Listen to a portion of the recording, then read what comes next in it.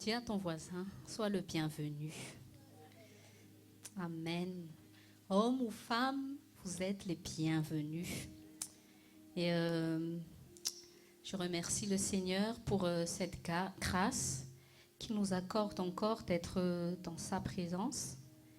Et nous honorons aussi les hommes de l'Assemblée qui a accepté que ce samedi soit réservé aux femmes. Amen. Ça prouve que les hommes de l'Assemblée sont de bons hommes. Parce qu'ils se sont humiliés et ils ont permis que ce moment soit un moment de bénédiction pour les femmes. Mais je pense aussi que les hommes vont beaucoup recevoir aujourd'hui. Amen. Et nous saluons aussi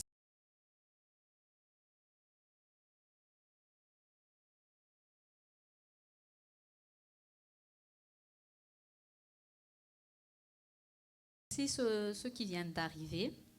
Que la paix de Dieu soit sur vous et votre famille dans le nom de Jésus. Amen. Alléluia. Comme mon mari a partagé tout à l'heure, la Bible dit que mon peuple périt par manque de connaissance. Et avant de naître de nouveau, nous avons été remplis de la connaissance du monde. Et notre identité s'est forgée selon l'environnement où nous avons grandi.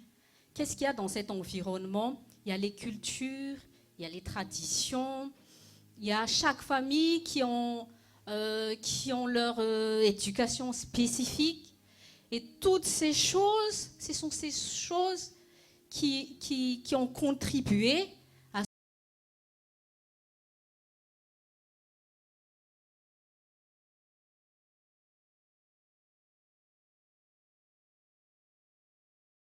ce qu'une personne sera plus tard. Mais en fait, une fois que tu es né de nouveau, et quand tu découvres réellement la Bible, tu te rends compte que toutes les choses, de la manière comment on t'a éduqué, toutes ces choses-là, il y en a beaucoup qui ne viennent pas du tout de la volonté de Dieu. Et c'est là le problème de beaucoup de chrétiens. Ils sont nés de nouveau, ils vont à l'église, mais premier point, ils ne connaissent pas ce Dieu-là. Et deuxième point, ils ne se connaissent pas tels que Dieu dise qui ils sont. Et le plus grand problème après le péché, c'est que qu'est-ce qui s'est passé? Adam et Ève ont perdu une identité. Et dans notre génération aujourd'hui, c'est quoi les conséquences de cette perte d'identité? Les gens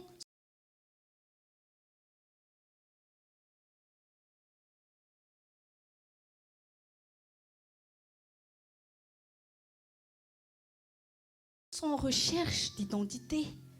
Même à 60 ans, 50 ans, ils ne sont pas satisfaits parce qu'ils ont un problème d'identité. Ils ne savent pas qui ils sont. Et le monde les éduque. Ah, un homme va dire, bon, j'ai essayé d'être avec une femme, on dirait que ça ne m'a pas donné le bonheur. Bon, peut-être que je vais essayer avec un homme. Il y a les femmes qui ne savent pas qui elles sont, telles que Dieu a voulu qu'elles sont. Et elles subissent la conséquence du péché d'Ève. Et elles sont dans ce... quand nous lisons la Bible, quand Adam et Ève ont péché, qu'est-ce qui s'est passé? Quand Dieu a demandé à Adam, Adam, où es-tu? La première chose qu'Adam a dit, il a accusé la femme. Et dans la Bible, après le péché, c'est la femme et le serpent qui ont été accusés. Adam, personne ne l'a accusé. L'esprit accusateur ne vient jamais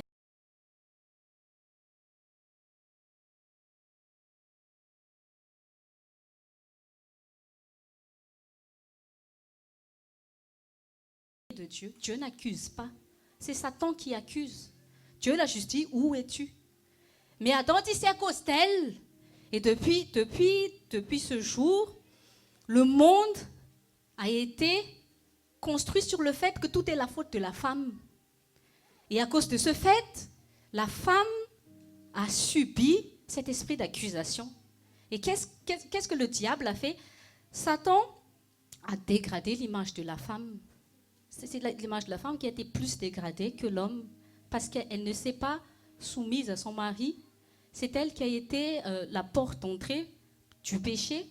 Du coup, à cause de cette malédiction, la femme est devenue comme un objet pour le malin de faire des choses obscènes pour détruire.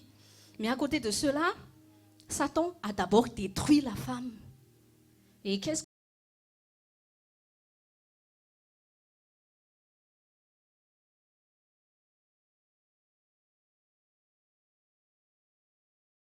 qu'on voit dans le monde d'aujourd'hui? On utilise toujours l'image de la femme pour vendre. Et la femme est considérée comme un objet. Il y a même dans des religions où la femme est considérée comme une esclave. Mais la Bible ne dit pas ça. Quand Dieu dit que la femme doit se soumettre, ça ne veut pas dire qu'elle est une esclave. Ça, c'est faux. C'est faux, ça. Que les hommes doivent considérer leur femme comme une esclave parce que la parole dit qu'elle doit se soumettre. Dis à ton voisin, ça, c'est faux.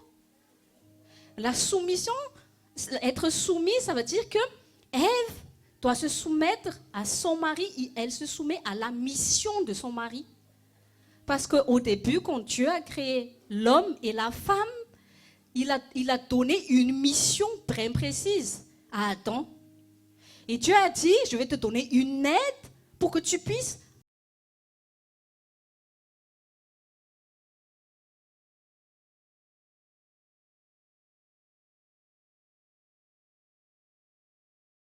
accomplir cette mission.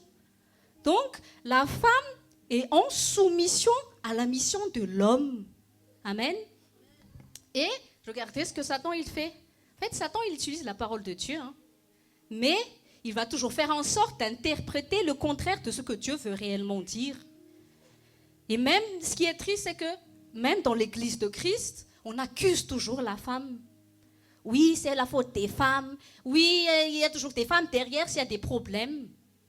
Mais un jour, quand j'ai commencé, quand je me suis mariée avec mon mari, et je ne sais pas, mais c'est comme ça, c'est Dieu, c'est la grâce de Dieu. Depuis que je me suis mariée avec lui, il y avait toujours des gens qui arrivaient à la maison, et sans que je m'y attende, ou sans que j'ai pas du tout imaginé ou pensé que plus tard je serais pasteur ou quoi que ce soit, mais c'est venu naturellement comme ça. On enseignait des gens à la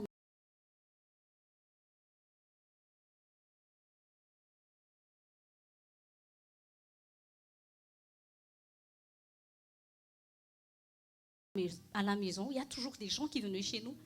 Et la plupart du temps, il y avait toujours des jeunes filles. Et je me suis rendu compte que les jeunes filles, les jeunes femmes chrétiennes ont des problèmes d'identité. C'est comme si elles ne savent pas quelle est leur place. Pas seulement dans la société, mais même dans l'église. Et à partir de ce moment, il y avait mon mari aussi qui m'a dit commence à étudier sur la femme. Et en même temps, j'ai enseigné les jeunes filles. En même temps, moi-même, c'est là que je me suis rendu compte que parce que j'étais née de nouveau, mais voilà, je ne savais pas qu'il fallait qu'il y ait une nouvelle vie que Dieu m'a donnée, que je dois connaître à travers la parole de Dieu. Et Dieu m'a donné une nouvelle identité en Christ que je devais connaître. Il y a des principes sur lesquels je devais me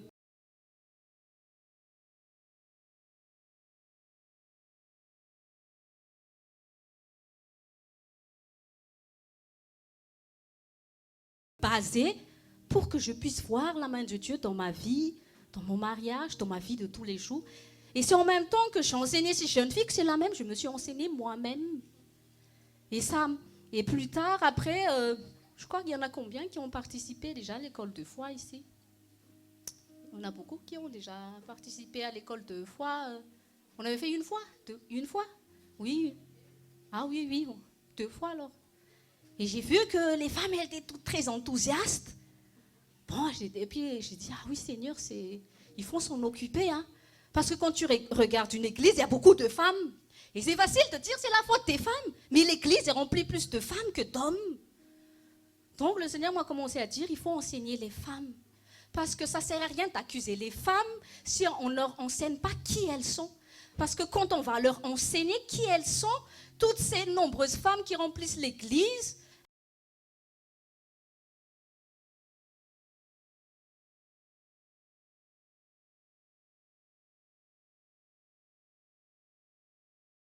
elles vont être des instruments qui seront utiles à Dieu. Parce que des femmes qui ne sont pas enseignées et qui remplissent l'église, mais que tu vas toujours l'accuser, comme l'homme, le premier Adam, a fait, c'est sa faute, c'est sa faute.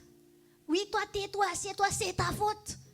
Et dans sa tête, dans son idée, il dit, oui, de toute façon, que je bouge, c'est ma faute, je m'en fous maintenant, je fais n'importe quoi. Mais Dieu a créé une femme vraiment pour un but.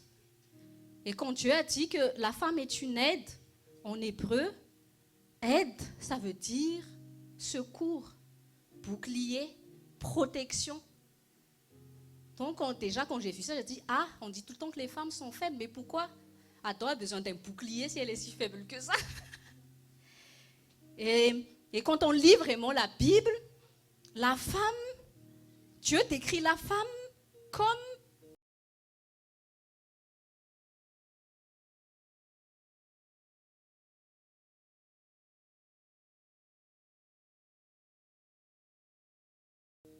la même fonction que le Saint-Esprit. Parce que comme Ève a failli, Dieu a dit, le Saint-Esprit va être donné à tout homme, à toute personne née de nouveau pour être l'aide des enfants de Dieu. Et le Saint-Esprit, il est quoi? Un conseiller. Quand tu lis sur la femme vertueuse, il y a une parole de Dieu qui dit, son mari a confiance en elle. Et c'est ça que Satan a vu. Parce que Ève a été créée pour Adam, pour être sa conseillère, pour être son aide, son amie, sa protection, son bouclier. Mais, qu'est-ce qui s'est passé? Dieu n'a pas accusé Ève. Dieu a dit à Adam, tu n'as pas fait ta responsabilité. Et c'est là que je me suis dit, déjà, j'ai posé à Jésus, pourquoi il n'y a que des femmes tout le temps dans l'église, beaucoup de femmes. Quand on a commencé le mystère, il y avait toujours des femmes qui venaient, que des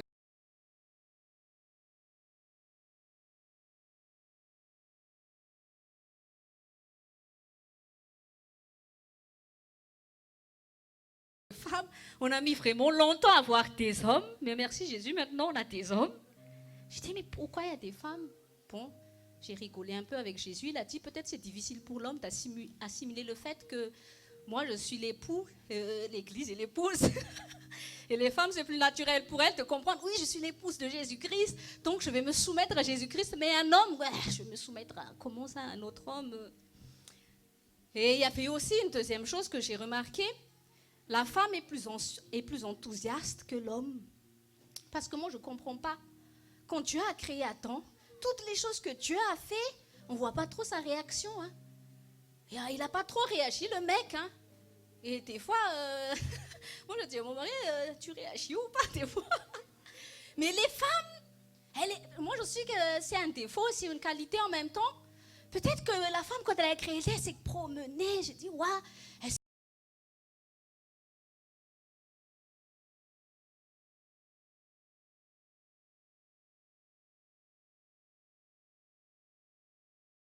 s'est commencé à intéresser un peu partout, mais l'homme, je sais pas, il dormait, faisait la sieste avec les lions, ou je sais pas, l'ours, où il était à côté, il a dit, il y a la femme là, oui.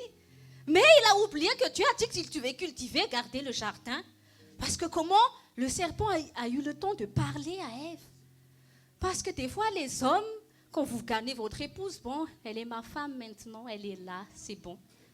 Mais on ne voit pas qu'Adam a pris le temps de communiquer. Et ça, je crois que c'est le problème des hommes. Ils ont des problèmes de communication. Et les femmes, elles communiquent trop. C'est pour ça que, dès que le serpent s'est intéressé à elle, elle a dit, il y a quelqu'un qui s'intéresse à moi.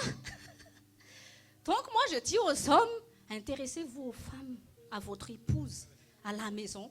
Les femmes ont besoin d'attention. Et c'est ton rôle aussi de donner de l'attention pour qu'elle puisse être la femme vertueuse que la Bible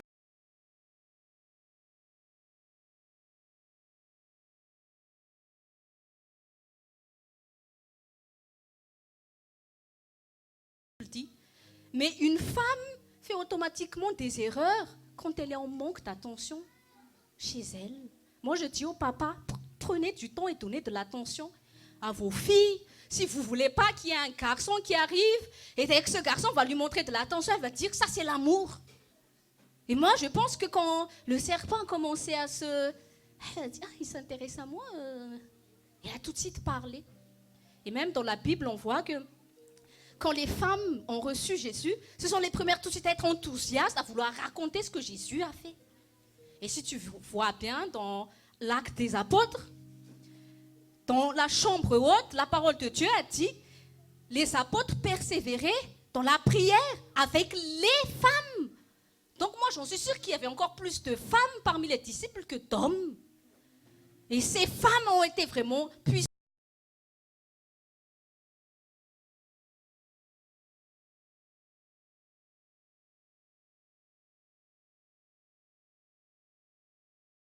Dans la prière, et ces mêmes femmes ont reçu le Saint-Esprit. Cela prouve que même Jésus aussi a racheté l'accusation de l'homme sur la femme. Et Jésus lui a redonné son identité quand elle est née de nouveau. Et moi, j'aimerais encourager les femmes ici présentes. Vous n'êtes pas faibles. Vous n'êtes pas des incapables. Dites aux hommes de porter 9 mois un bébé s'ils trouvent que c'est... Non, Dieu a vraiment créé la femme pour un but extraordinaire. Et je pense qu'aujourd'hui, le Saint-Esprit va nous aider justement à être ces femmes dont Dieu a besoin. Parce que quand tu lis l'histoire, Satan a utilisé une femme pour détruire l'humanité. Et imagine, qu'est-ce que Dieu peut faire avec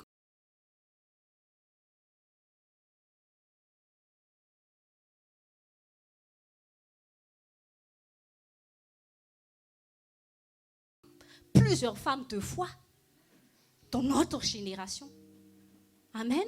Et la femme a été conçue par Dieu pour être une porte. C'est quoi être une porte?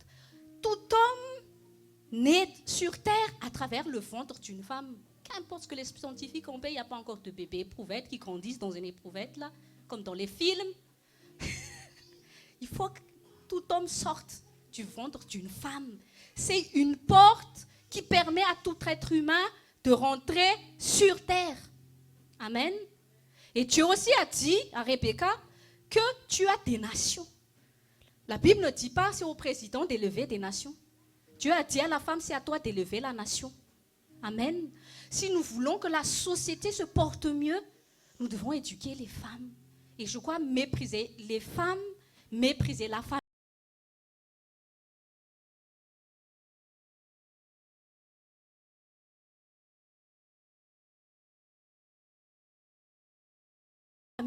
C'est ça qui fait la destruction de la société. Mépriser l'éducation des enfants, c'est ça qui détruit notre génération. Mais Dieu veut qu'en ces temps de la fin, le peuple de Dieu doit être révélé et nous devons revenir à la parole de Dieu. Nous devons nous connaître à travers la parole de Dieu et nous devons bâtir notre identité, les principes de notre vie, de notre mariage, de notre vie quotidienne sur la parole de Dieu. Parce que Jésus a dit, ceux qui sont bâtis sur la parole de Dieu, qu'importe tempête, qu'importe ce qui se passe, la maison demeure intacte. Si tu veux demeurer intact dans ce monde qui ne va plus du tout, moi je te conseille, reviens à la parole de Dieu. C'est bénéfique pour toi de revenir dans la parole de Dieu.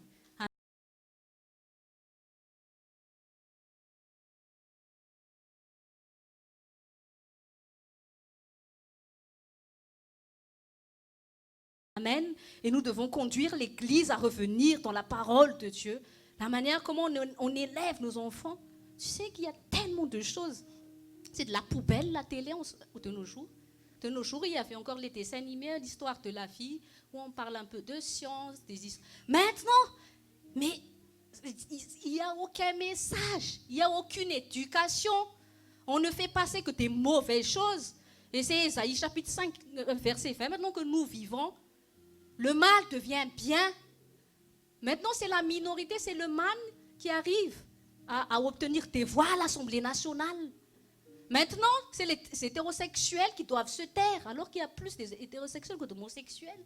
Mais c'est la loi des homosexuels qu'on demande aux hétérosexuels qu'ils se soumettent. Donc toi, si tu n'as pas l'identité dans la parole de Dieu, tu vas être comme dans ce monde. Peut-être que c'est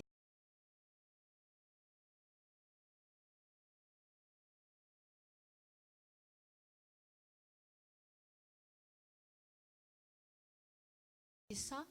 C'est pour ça que les enfants à l'âge de l'adolescence, ils ont besoin d'avoir des idoles, parce qu'on n'a pas d'identité.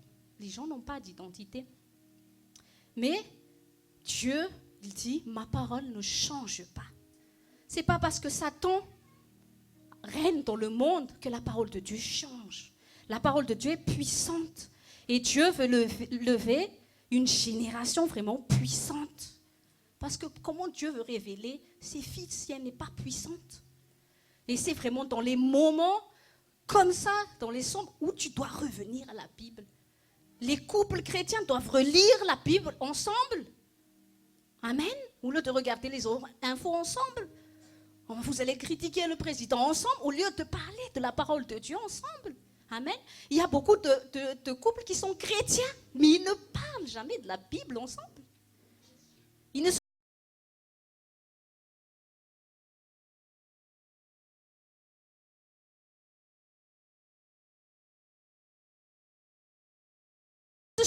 ils ne se sont jamais posé, bon, qu'est-ce que la parole de Dieu dit d'abord avec ça, hein? On va s'asseoir, viens, qu'est-ce que Dieu nous dit?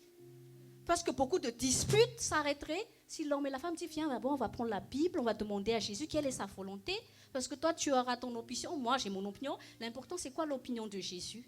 Puis, point barre, il n'y a plus de disputes, parce que Jésus est au centre, et c'est Jésus qui règle tout. Et tu vas te poser sur la parole de Dieu. Amen. Donc, Dieu veut que nous revenions vraiment à la Bible, les gens. C'est très important. Ces derniers temps, Dieu a utilisé Pasteur Otto pour nous rappeler qu'il faut revenir dans les principes de la Bible. Il ne suffit pas de connaître les versets et de venir le dimanche à l'église. Allons, lisons ça au nom de Jésus, nanana. Mais tu ne vis pas ça, tu ne comprends rien. Et après, tu t'étonnes que tu fais que subir.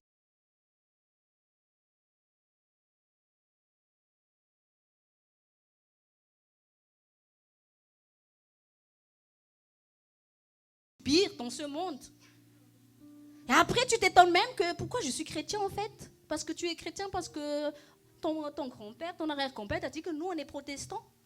Dans la Bible, c'est pas ça. La foi ne s'hérite pas par le sang, par la biologie. C'est pas ça. Tu dois avoir une rencontre personnelle avec Jésus-Christ. Et l'œuvre de Jésus-Christ à la croix t'a été révélée. Par exemple, nous, on a été éduqués dans la religion protestante. Mais j'ai jamais été chrétienne. Moi-même, je me suis posé la question quand j'étais petite, en fait, pourquoi on vient à l'église? J'avais toujours ces questions, en fait, qu'est-ce qui fait? Oui. J'avais quand même mon cœur qui dit que non, Jésus est vrai, il existe, mais je lisais la Bible, mais après on vivait. Mais le jour où le salut est venu dans notre maison, là, il y avait un réveil. Mon papa s'est converti, je me suis convertie, mon frère s'est converti par la prière puissante d'une femme qui était ma mère. Et moi, j'encourage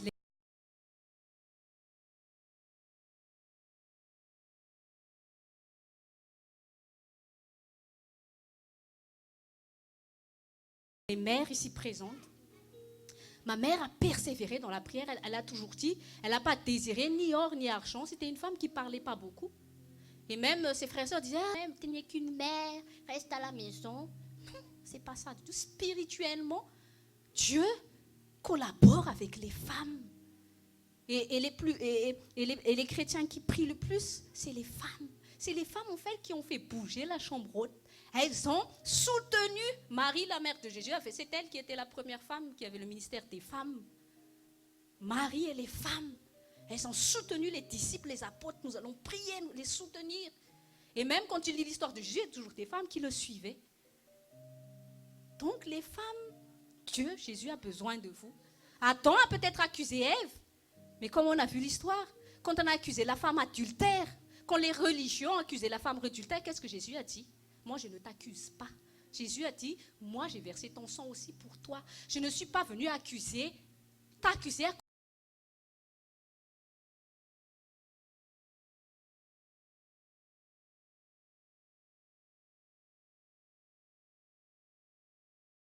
cause de ce que Ève a fait dans le passé. Moi, je suis venue pour te racheter. Amen. Elle a dit, relève-toi. Tu n'es pas ce que ces religieux disent de toi. Tu n'es pas ce que la société dit de toi. Vous devez éduquer vos filles. Ce n'est pas comme dans les clips, il faut danser comme ça, s'habiller comme ça pour que les femmes sentent qu'elle a de la valeur. Non. Ce n'est pas parce que tu vas porter une robe Dolce & Gabbana ou Chanel que tu vas dire que j'ai de la valeur. Tu es achetable si tu penses que tu as de la valeur seulement à cause de tes vêtements. Parce qu'un ensemble de Chanel, si ça coûte 600 €, donc tu coûtes 600 €. Mais moi, on ne peut pas m'acheter. Amen. Toi aussi, on ne peut pas t'acheter. C'est le sang de Jésus qui t'a racheté. C'est ça ta valeur. Amen. C'est quand tu portes des choses, les choses ont de la valeur. Quand tu les portes, ce n'est pas les choses qui vont te donner de la valeur. C'est triste, mais il y a des jeunes filles, des jeunes femmes à qui on ne leur a pas dit combien elles sont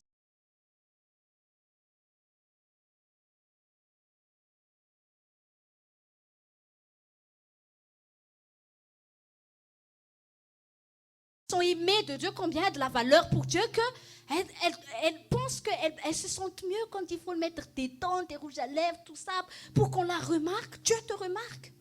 Jésus t'a remarqué. Amen. C'est le plus important. Tes vêtements n'est juste le reflet de ce que tu es intérieurement. Amen. Et le problème de beaucoup de gens, quand on n'a pas d'identité, c'est que les gens vont te définir par tes actions.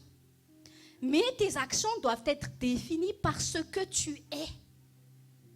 Amen. Les gens sans identité, ils vont faire toutes sortes de choses et on ne sait plus qui ils sont réellement.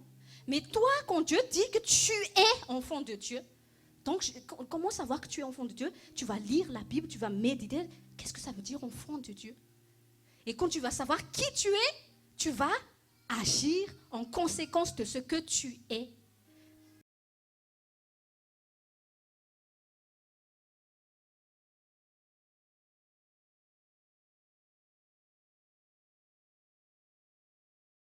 Mais il y a des chrétiens enfants de Dieu qui ne vivent pas du tout selon ce que la Bible dit, c'est que leur identité n'est pas encore claire en eux. C'est un problème d'identité. Mais quand tu sais que tu es enfant de Dieu, tu sais ce que tu fais et tu sais ce que tu ne vas pas faire, tu ne vas plus faire. Amen. Donc, Dieu, il commence toujours par l'être. C'est pour ça qu'elle dit « Je suis ». Je suis le grand Dieu, je suis celui qui t'a racheté, je suis celui qui t'a pardonné, je suis celui qui veut te sauver, je suis celui qui te guérit. Amen. Ça, c'est Dieu, tout ça, il est le grand je suis. Il est celui dont tu as besoin. Amen. Donc, aujourd'hui, le thème que Dieu nous a donné, c'est vaincre les rivalités pour gagner en amitié. J'ai découvert dans la Bible que les amitiés entre femmes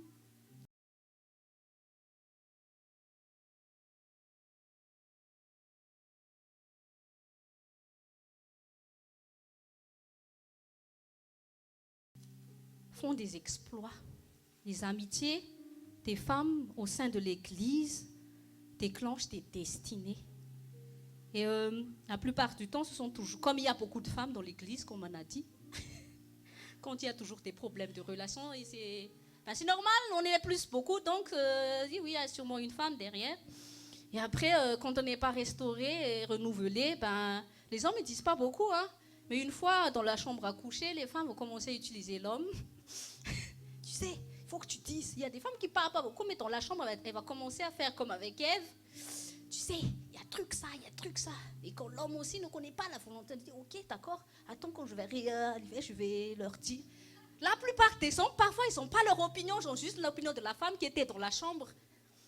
Et ils arrivent comme s'ils disent, oui, voilà, en fait, c'est la femme qui est... Mais maintenant, les femmes, ici, elles ne sont plus comme ça. Ce sont des...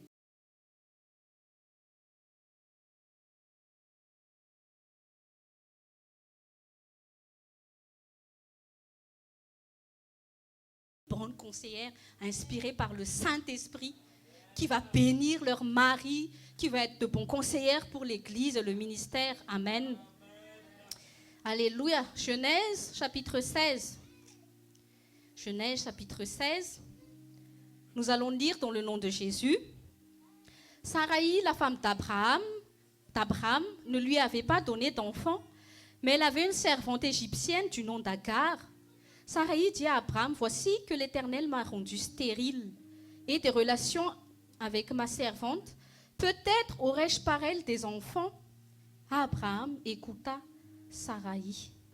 Alors Sarai, la femme d'Abraham, prit l'Égyptienne Agar, qui était sa servante, et elle la donna pour femme à son mari Abraham, 10 ans après l'installation d'Abraham dans le pays de Canaan.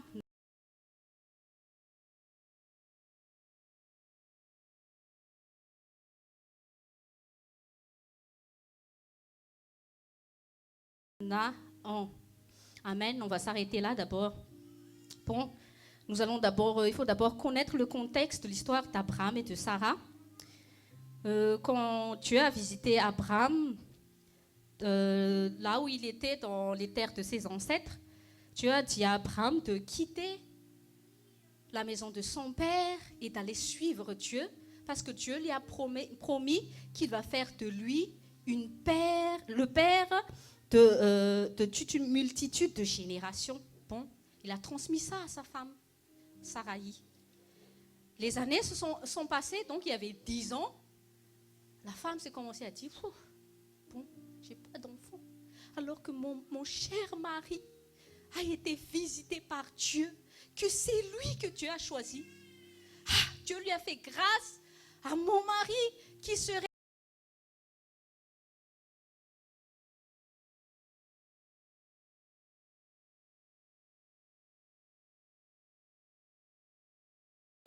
qui sera le père de toutes les nations de la terre.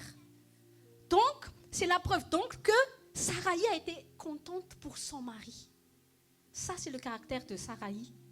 C'est une femme, et d'ailleurs dans les épîtres, on leur donnait vraiment l'exemple de la femme soumise à son mari. Donc, elle a quand même vraiment pris à cœur la promesse de Dieu sur la vie de son mari. Mais quand les années ont passé, elle n'est toujours pas tombée enceinte. Et elle s'est dit, je suis incapable d'être ce que Dieu attend de moi. Je suis stérile. Donc elle s'est dit dans son petit cœur, moi je veux pas que...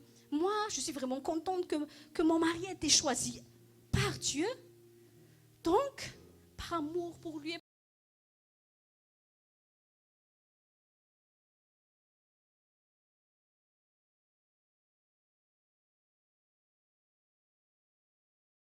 par amour pour Dieu, je vais choisir parmi mes servantes une jeune femme qui pourrait lui donner ce que moi je ne peux pas lui donner. Les femmes ici présentes, réfléchissez un peu. Je me suis mis dans l'histoire de Sarah. J'ai regardé mon mari et je me suis imaginé, bon, imagine que je suis stérile.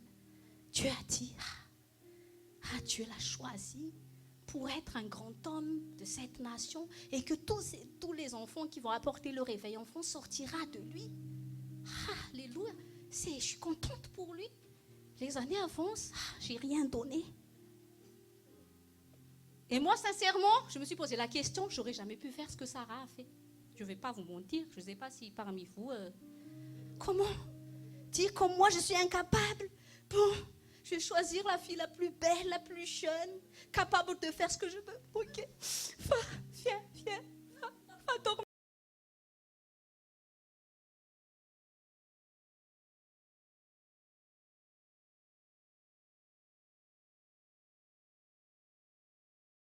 Avec elle.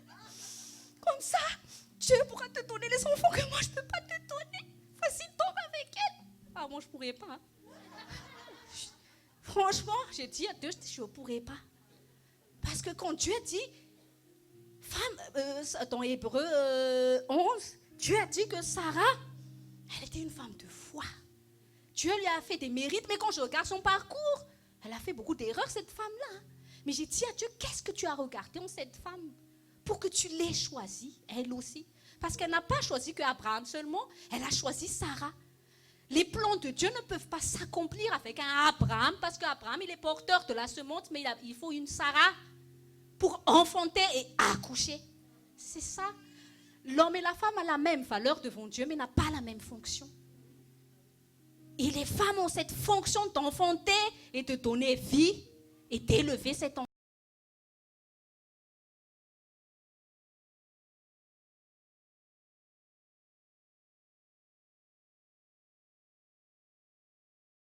enfant. Donc les hommes célibataires, moi je vous dis, ne choisis pas n'importe quelle femme parce que tu as des progéniture. Tu vas voir ça, les conséquences. Bref, j'ai dit, waouh, cette Sarah, elle a mis de côté sa petite personne. Tu te rends compte un peu? Sûrement que cette nuit-là, quand Abraham a couché avec Agar, je ne sais pas comment elle s'est sentie dans sa chambre à coucher, mais je pense que c'était la nuit la plus pire de son existence. Mon Abraham est en train de dormir avec ma servante. Oui, Seigneur, c'est pour toi. Tu vois bien, c'est pour toi que j'ai sacrifié tout ça. J'ai sacrifié mon mari, j'ai sacrifié mon intégrité. Et là, c'est là que j'ai vu que Dieu l'a choisie. Elle a fait des erreurs. Mais Dieu l'a choisie à cause de sa motivation. Cette femme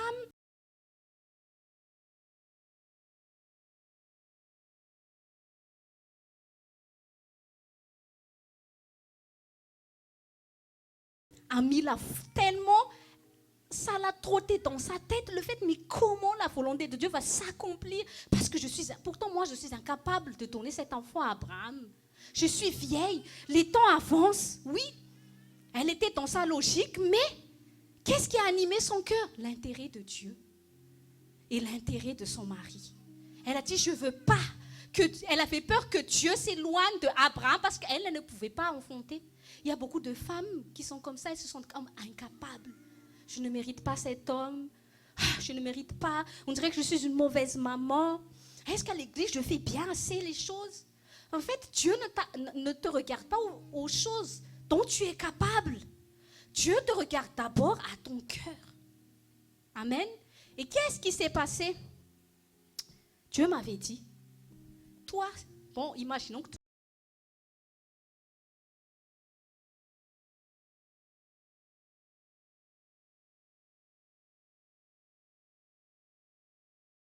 l'aurais accepté, c'était dur, mais j'ai dit, ok, je vais imaginer. Et je ne sais pas si vous avez déjà vu le film, là, ça fait très longtemps. Ma meilleure ennemie, je crois. Je ne sais plus. Elle était malade du cancer, et avant qu'elle meure, elle a déjà décidé la femme qui sera sa remplaçante quand elle allait mourir. Vous voyez? Elle a commencé à y étudier, cette femme. Donc, elle était prête à accepter que son mari ait une nouvelle vie quand elle va quitter cette terre. Et elle s'est plus préoccupée de sa mort, mais elle s'est préoccupée que, est-ce que quand je ne serai plus là, il faut qu'il y ait une femme qui va rendre mon mari heureux. Et Sarah, quand elle a choisi Agar, tu crois que Sarah allait choisir une ennemie pour coucher avec son mari? Mais cette Agar n'a pas montré son état de cœur. Pourquoi elle a choisi parmi toutes les servantes?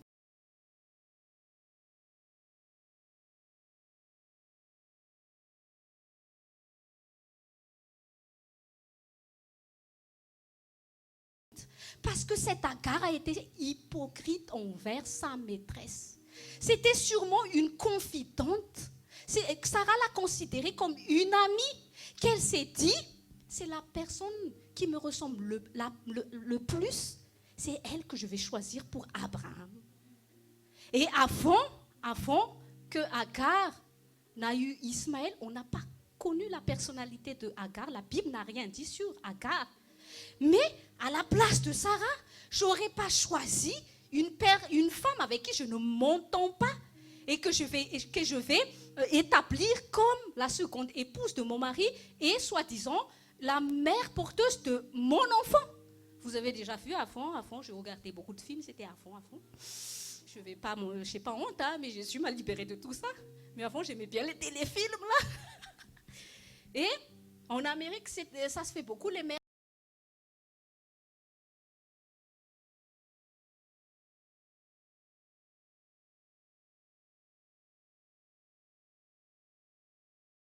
porteuses. Et vous voyez, quand on choisit les mères porteuses, on sélectionne vraiment avec des dossiers la maman. On regarde physiquement, on regarde d'où elle vient et on choisit la femme qui se ressemble plus à la mère qui va adopter cet enfant-là. Donc, Sarah, quand elle a vu Agar, elle s'est dit, c'est elle qui est la servante qui est la plus proche de moi. Donc, extérieurement, elle servait bien Sarah. Quand Sarah avait des petits problèmes de couple, elle se confiait à Agar. Elle semblait être une amie qui conseillait bien, qui était là pour elle. Et elle s'est dit, c'est elle que je vais choisir, Dieu. Qu'est-ce qui s'est passé après? Et nous, dans la Bible, on dit que Sarah représente la femme spirituelle que Dieu choisit pour accomplir ses desseins, mais qu'Agar représentait la femme charnelle. Et regardez bien la différence entre une femme spirituelle et entre une femme charnelle.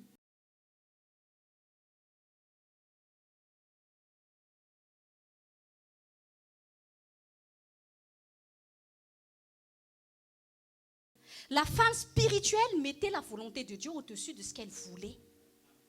La femme spirituelle obéissait à la parole de Dieu qui a dit, femme, soumets-toi à ton mari. Je ne sais pas si vous avez déjà lu l'histoire de Sarah, les femmes. Vous avez bien. Moi, je vous encourage, lisez les histoires de la femme dans la Bible, ça va t'aider. Qu'est-ce qui se passe?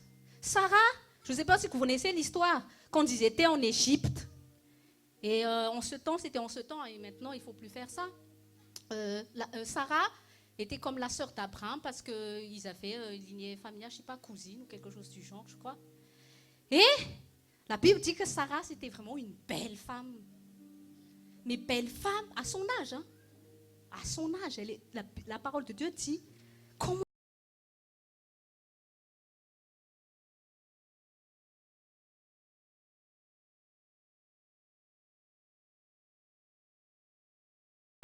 une femme à son âge, elle arrive en Égypte, et qu'est-ce qui se passe?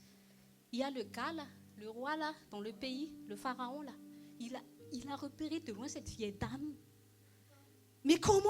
Il a voulu la kidnapper.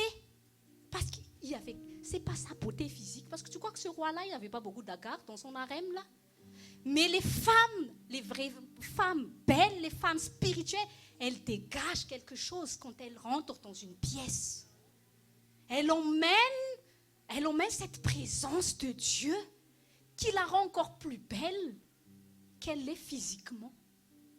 Et une belle femme, c'est quelqu'un qui a de la prestance, quelqu'un qui a de la classe, qui donne envie de respecter quand elle rentre dans une pièce, pas qui donne envie de la dénuder. Ça, tu dois apprendre à ta fille. Quand les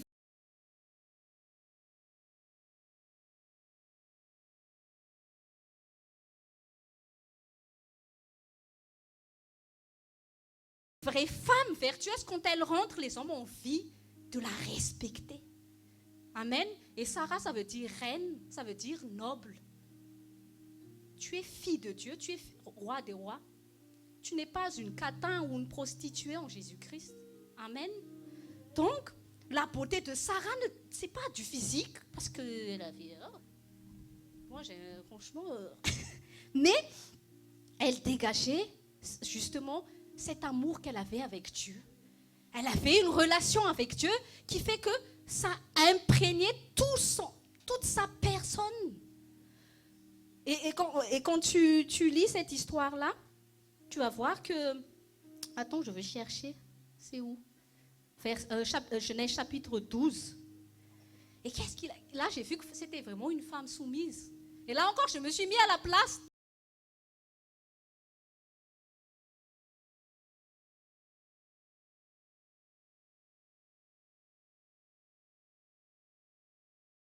de Sarah et j'ai encore échoué. J'ai dit, c'est vrai, Dieu, je ne peux pas être dans la Bible, Sarah, là, parce que cette femme-là, vraiment, je tire mon chapeau. Hein. Parce que quand Abraham reconnaissait la beauté de sa femme, il avait dit, quand on va dans des pays étrangers, s'il te plaît, chérie, ne dis pas que tu es mon épouse. T'es si belle qu'on voudra me tuer à cause de toi. Mais dis que tu es ma sœur. Et la Sarah, elle n'a rien dit. Moi, je vous dis comment j'aurais réagi. Comment ça? T'es pas fière de moi? Mais t'es pas censé me protéger. Et donc, tu vas laisser les gens me violer. Mais t'es pas censé être mon prince. voler à mon secours.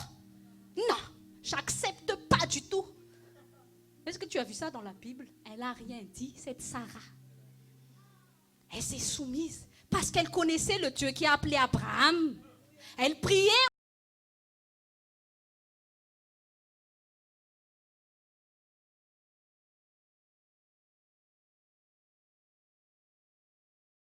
au Dieu qu'Abraham appelait. Elle savait que je dois me soumettre à mon mari si je veux avoir l'assistance de Dieu sur notre mariage. Parce que c'était déjà vivant en elle quand même la promesse que Dieu a mis sur leur vie. Elle s'est dit, je vais accepter. Parce que Dieu a dit, je dois me soumettre.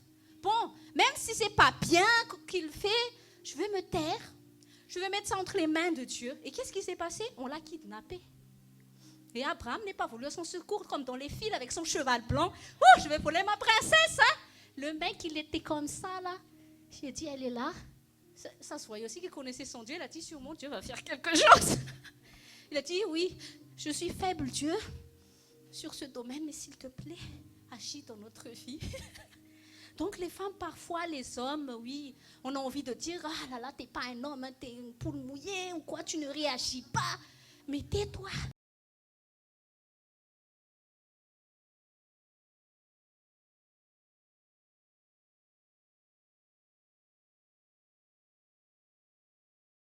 Tais-toi, agenouille-toi et dis, Père, pardonne-le. Pardonne-le. Je vais me taire. Je vais me soumettre parce que tu m'as dit que je dois me soumettre. Mais, s'il te plaît, quand même, fais quelque chose dans notre vie. Et qu'est-ce qui s'est passé? Donc, le pharaon l'a pris. Regardez l'assistance de Dieu. L'assistance de Dieu a été en faveur de Sarah. Parce que Sarah a obéi à un principe de Dieu. Femme, soumets-toi à ton mari. Parfois, ce que les hommes nous demandent de faire, c'est vraiment insensé. Parfois, ça leur arrive. Bon, c'est pas pour vous dire que vous aimez, mais vous aussi, des fois, on est un peu xi, mais vous nous supportez. C'est pas... Mais, je veux dire, revenons à ce que Dieu dit. Amen. On n'est plus les Adam et Ève. Oui, c'est ta faute, c'est la faute du serpent. Et après, quand on ne sait plus, oui, c'est vraiment la faute du serpent qui a. C'est vraiment lui, hein.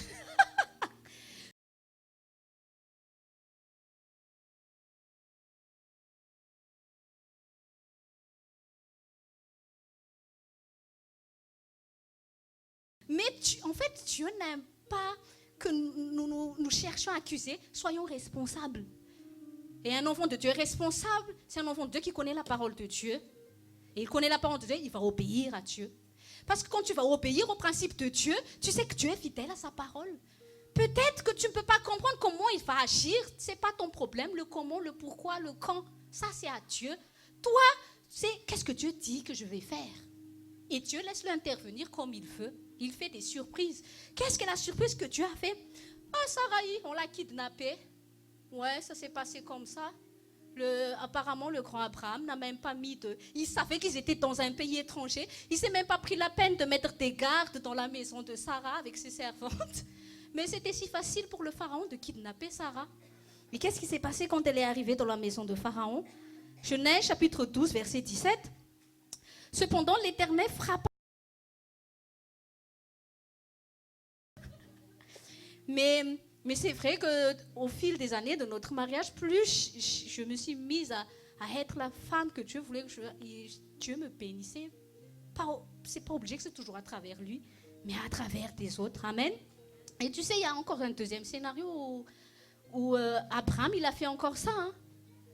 Et attends, je vais vous chercher. C'est dans Genèse, fin. C'était à Guérar. Et là, Dieu a dit,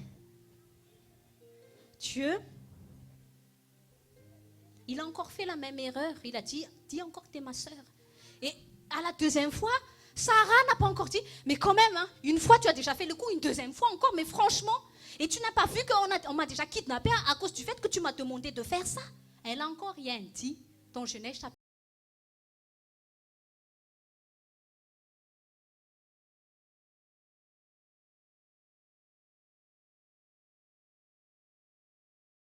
chapitre 20. Elle s'est tue encore, elle a dit, ok. Elle a dit, le Dieu qui m'a libérée là-bas, il va encore me libérer là-bas parce que je vais obéir à la parole de Dieu. Elle n'a rien dit. Elle ne s'est pas fâchée. Elle n'a pas dit vraiment, mais tu es un homme qui sert. Je ne comprends pas pourquoi Dieu t'a choisi. Tu es vraiment une poule mouillée. Comment un homme comme toi, qui agit comme ça, peut être choisi par Dieu pour être le père de toutes les nations? Mais Dieu s'est trompé, je crois. Hein? Elle n'a pas dit ça, cette femme. Ah là, qu'est-ce que Dieu a fait encore à Sarah? Regarde ce que Dieu a encore fait au roi Guérar, chapitre fin, verset 6. Dieu lui dit dans son rêve, Dieu peut te libérer de tous tes problèmes, femme. Si tu arrives juste, ne serait juste à te soumettre à ton mari. Qu'est-ce que Dieu a dit? Il a visité carrément le roi.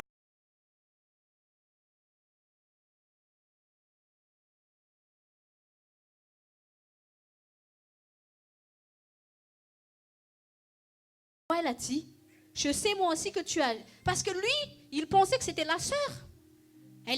Sa beauté resplendissait de partout. Il l'a encore kidnappée. Il l'a enlevée. Il ne l'a pas touchée. Alors que si tu crois qu'un homme kidnapperait une femme, quand on voit dans les journaux et tout, s'il kidnappe, ça c'est pour tout de suite la violer. Mais Sarah, Dieu ne lui a pas permis qu'on le touche. Satan ne permettra pas qu'on te touche, femme, si tu obéis à Dieu. Que ce soit femme ou homme, quand tu te dresses dans les principes, Dieu ne te permettra pas qu'on te touche. Parce que la manière pour toi de dire à Dieu que je suis à toi, j'obéis à ta parole. Et Dieu a dit, ah oui, tu es à moi et toi et tu es mien. Tu es le temple du Saint-Esprit. Dieu a dit, si on te touche, on touche à la prunelle de tes yeux. C'est la vérité. C'est la vérité de la parole de Dieu. Qu'est-ce qui...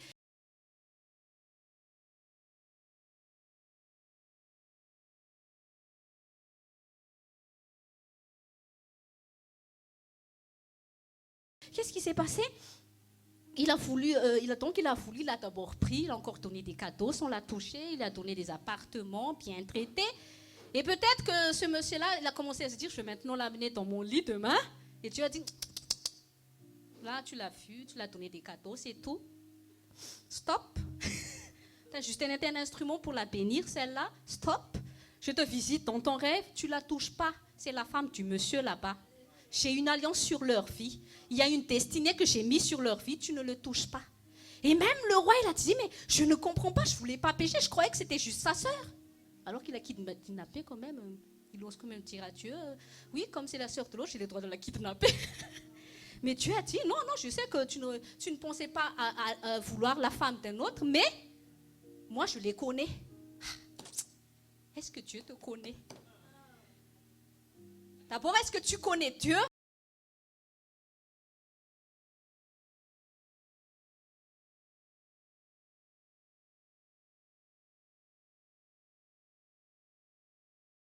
Pour que tu puisses lui obéir, pour qu'après, Dieu te connaisse. C'est quand Dieu dit, je te connais, tout le royaume invisible te connaît. Qu'est-ce qu'il a dit à Paul? Je connais Paul. Satan a dit, je connais Paul. Je connais l'esprit qui est en lui. Je connais les anges de l'Éternel qui sont autour de lui. Je ne vais pas le toucher, mais toi, moi, je ne te connais pas. Tu n'es rien pour moi. Je peux te toucher. Mais Dieu connaissait Abraham et Sarah. Ils étaient à lui. Parce que cet homme et cette femme obéissaient au principe de Dieu. Dieu a dit, tu ne toucheras pas. Il a dit, ok, Dieu, c'est Dieu qui parle. Hein, je ne vais pas m'aventurer dans quelque chose où je vais mettre mon ennemi contre Dieu. Mais qu'est-ce qui s'est passé? Dieu a sauvé encore Sarah. Et qu'est-ce qu'il a dit? Dieu a dit, verset 13, lorsque Dieu m'a fait errer loin de ma famille, j'ai dit à Sarah, voici l'acte de bonté dont tu pourras faire preuve envers moi. Ah, tu te rends compte de ce que quand Abraham demande à Sarah? Si tu veux être bonne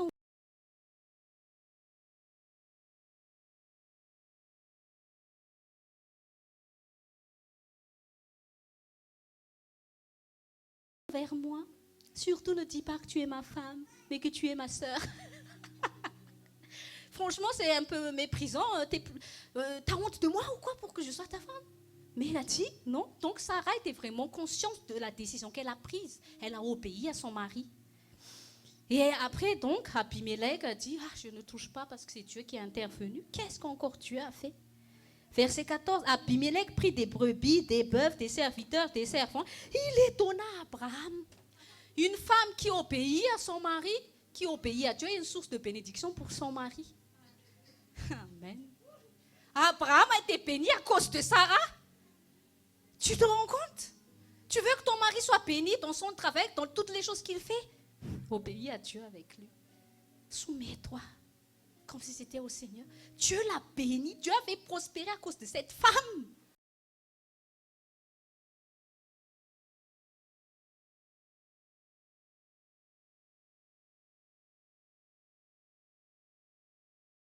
Tu vois donc, Dieu a permis toutes les kidnappings là pour bénir le grand Abraham. Amen. Donc parfois, il y a des choses qui se passent dont tu ne peux avoir pas, ah là là, c'est quoi tout ça, mais obéis à Dieu. Dieu agira en ta faveur. Amen. Donc on revient, c'est ça l'identité de Sarah. Et maintenant, qu'est-ce qui s'est passé avec Agar? Celle qu'on pensait qui était notre amie là. Elle était enceinte, la meuf, la fille là. Alors Sarai, la femme d'A, prit l'Égyptien Agar. On revient à Genèse 16. Verset 4, il y eut des relations avec Agar et celle-ci tomba enceinte. Quand elle se vit enceinte, elle regarda sa maîtresse avec mépris. Agar a révélé l'état de son cœur. C'était pas une amie, c'était une ennemie. Elle était toujours en rivalité.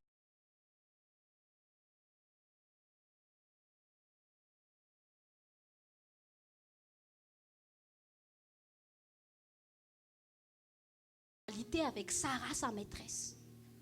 Elle a toujours envié la place de Sarah. Elle a jalousé Sarah, malgré que Sarah l'a considérée comme son amie. Parce que je le répète, je ne vais pas donner mon mari. Déjà, je donnerai mon mari à personne. Mais encore, s'il fallait que je le fasse, je ne le donnerai pas à une ennemie. Mais Sarah était sincère avec Agar. Elle a dit, tellement tu es la servante qui est plus proche de moi, je vais te faire une faveur. De l'état de servante, je vais te donner un nouveau statut de concubine d'Abraham. Elle aurait pu saisir cette occasion pour de servante à être la concubine d'Abraham. Tu crois que Dieu n'aurait quand même pas voulu qu'elle reste là? Tu sais qu'Abraham a eu beaucoup d'autres concubines après Sarah. Hein? Il a eu des enfants. Mais est-ce que tu as vu dans la Bible, Dieu a dit à Abraham, chasse toutes tes concubines et ses enfants? Non.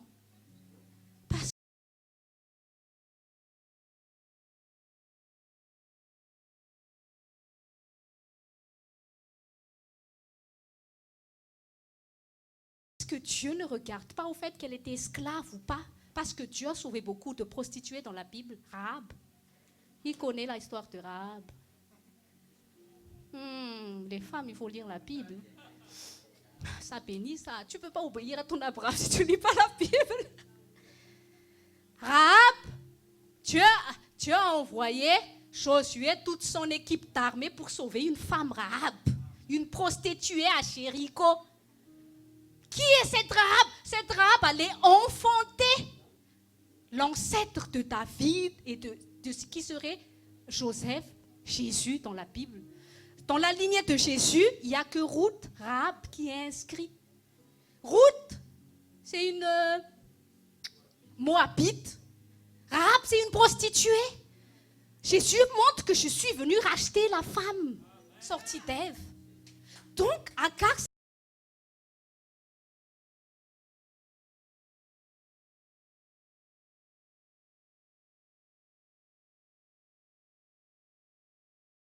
c'était pas un problème du fait qu'elle est esclave. C'était un problème de méchanceté dans le cœur. Elle a fait la jalousie. Elle se rivalisait avec Sarah au lieu de se dire, waouh, tu m'as fait grâce, maîtresse. Elle aurait dû plus s'humilier et aller vers Sarah. Merci, maîtresse, de la grâce que tu m'accordes.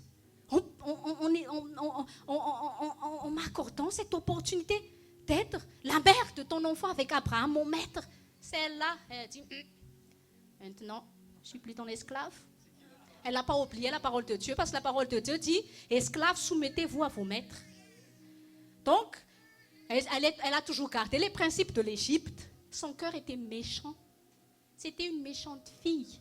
Et Dieu n'est pas ami avec les méchantes filles, les méchantes femmes. Amen.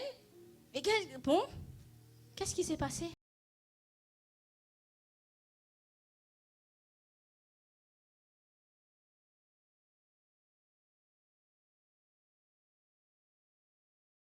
Bon, Ismaël est venu.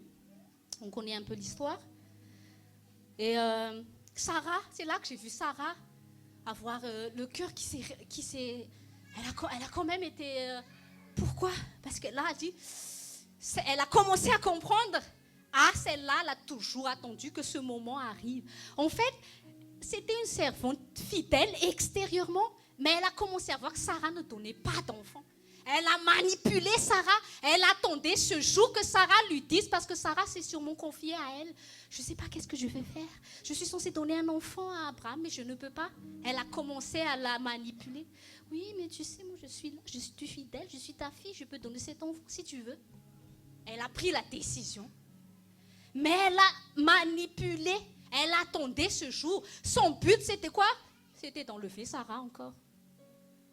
Et les femmes, faites attention à l'esprit de rivalité.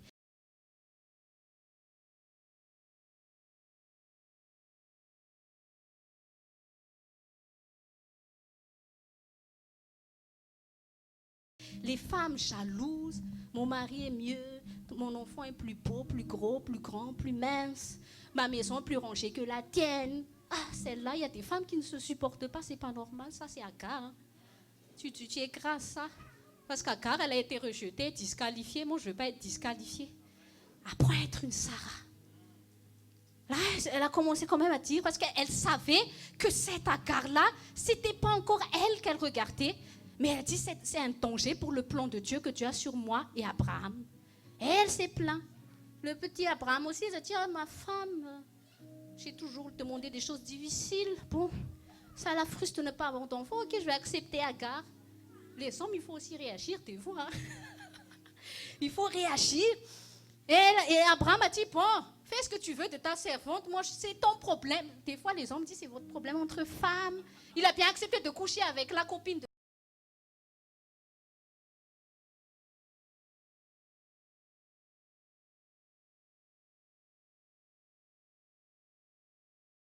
sa femme. Et après, il dit, laisse-moi tranquille.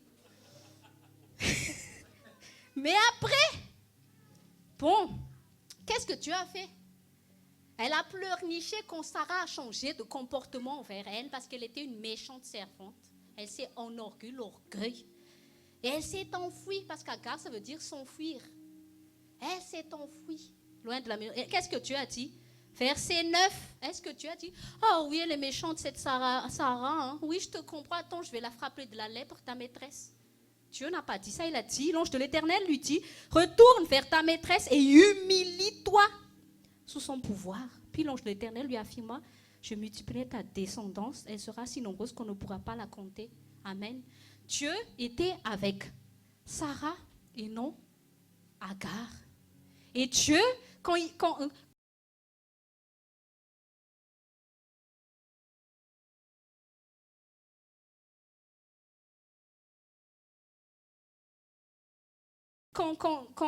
Isaac est venu dans leur vie, Dieu a voulu donner une seconde chance à Agar de changer. Parce qu'il l'a repris. Mais quel est le signe qu'elle n'a pas changé? Quand elle a transmis son caractère à son fils Ismaël. Ismaël s'est mis en rivalité avec Isaac. Là, Dieu a dit c'est fini pour elle, elle dégage. Dieu ne regarde pas ta capacité. Agar, c'était une jeune fille, elle pouvait donner beaucoup d'enfants. Dieu s'en fout de beaucoup d'enfants. Dieu veut un enfant qui va accomplir ses desseins. Peut-être, tu dis, ouais, les gens du monde, les femmes du monde, les femmes de puissance, là. Toi, Dieu a une plus grande chose pour toi qui va changer l'histoire de l'humanité. Amen. Donc, ne te sens pas incapable. Si tu as un grand Dieu, donne ton cœur à Dieu. Mets Dieu en premier. N'attends pas que ton mari te fasse toujours la joie, le bonheur. Va vers Dieu.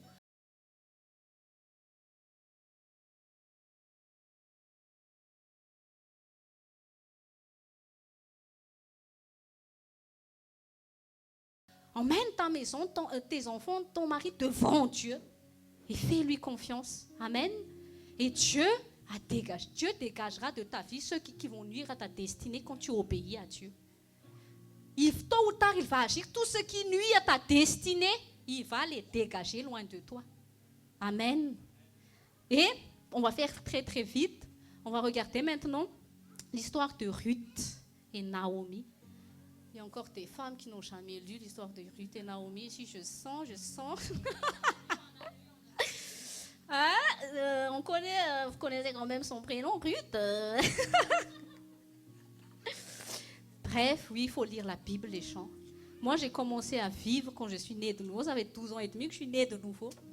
Mais j'ai appris beaucoup de choses en restant seule à la maison avec la parole de Dieu. Et jusqu'à maintenant, j'apprends encore. Et je veux encore apprendre.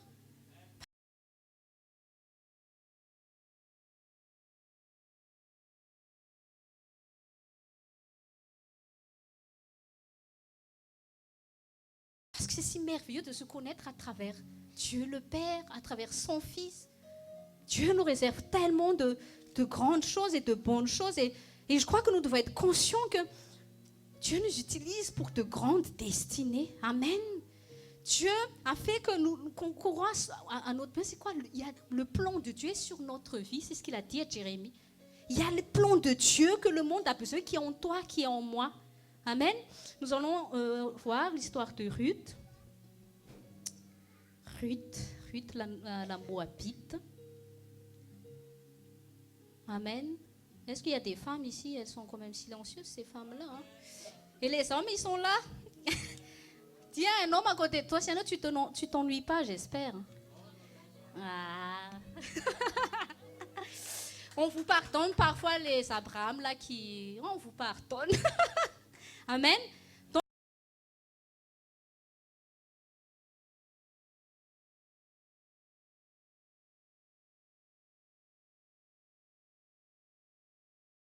Donc là, c'est l'histoire de Ruth et Naomi. Je vous résume rapidement le contexte. Donc il y avait une Naomi, c'était une juive. Et elle a fait un mari, c'est dans le chapitre 1. Son mari s'appelait Elimelech. Et c'était à l'époque des juges, la Bible dit. Et il y avait une famille en ce temps-là. Et Elimelech et Naomi, sa femme avec ses 2 fils, pensaient que le mieux pour la famille, c'est de quitter notre pays et d'aller dans un autre pays étranger pour fuir la famine. Et c'était dans les pays des Moabites. Et quand ils sont arrivés là-bas, les 2 fils de Naomi ont pris pour épouse 2 Moabites qui étaient Orpa et Ruth. Et qu'est-ce qui s'est passé quand ils étaient là-bas?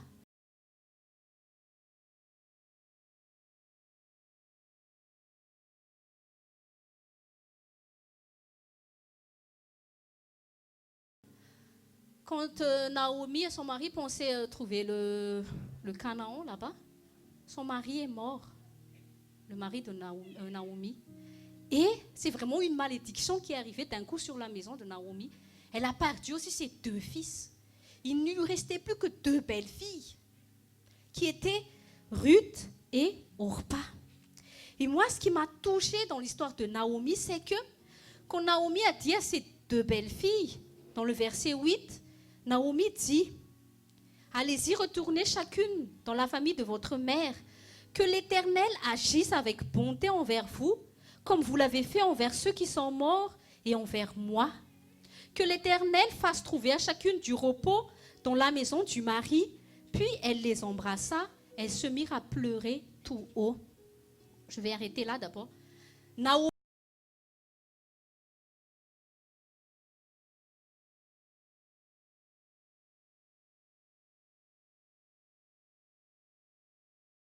veut dire dans la Bible gracieuse et douce. Vous savez, dans la Bible, rien n'est dû à hasard. Dieu a déjà tout planifié. Même quand il a dit à une mère, un père, dit, appelle ta fille Naomi, dans le nom d'une personne dans la Bible, il y a toujours une destinée. Et Dieu a déjà vu que cette Naomi, c'était une mère remplie de douceur, remplie de grâce.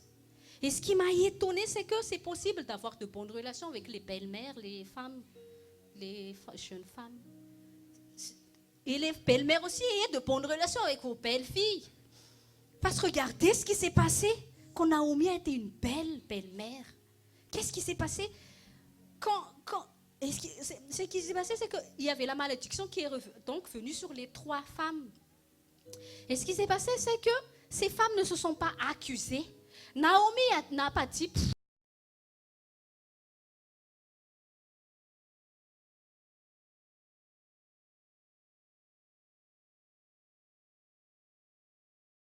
franchement, c'est à cause de vous, les Moabites, on en fait entrer dans notre vie. Maintenant, mon mari est mort, mes 2 fils sont morts, vous ne servez à rien, dégagez. Si vous m'avez apporté le malheur dans ma maison, elle n'a pas fait ça.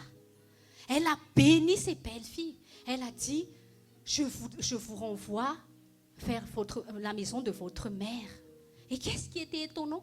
Ces belles-filles pleuraient. Pleuraient pas à cause des fils morts, hein, mais à cause du fait qu'elles vont être séparées de Naomi. C'est là que j'ai vu que l'investissement de l'amour, l'investissement dans l'amitié, ça déclenche des choses spirituelles. Parce que quand tu vas voir la destinée qui va se passer, c'est incroyable. Parce que ces femmes-là se sont rencontrées dans le malheur. Amen. Mais ce n'est pas parce qu'elles étaient dans le malheur qu'elles sont devenues aigries, méchantes envers l'autre, mais elles se sont soutenues